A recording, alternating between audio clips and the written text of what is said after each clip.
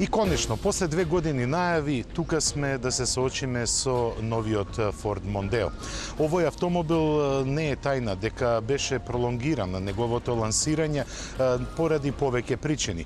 Стивен Одел рече дека Мондеото е пролонгирано со неговата промоција поради големата криза која беше присутна пред 2 години на автомобилскиот пазар. Но има уште една причина зошто Мондеото е пролонгирано. Тоа е бидејќи менаџерите од Форд сака директно да се судрат со новиот Passat. Не е тајна дека и Мондео и Passat се лидери во продажбата на флотни возила, но овие резултати од пазарот сакаат да ги зголемат и со продажбата на приватни купувачи. Мондео има што да понуди.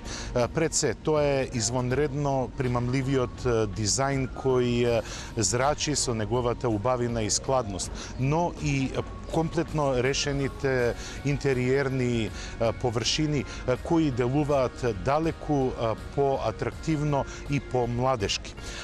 Во почеток Мондеото ќе се нуди само со 2 мотора, со 1,5 литрен EcoBoost турбобензинец и турбодизел од 2 литра и 180 конски сили. Другите деривати ќе дојдат некаде до крајот на годината.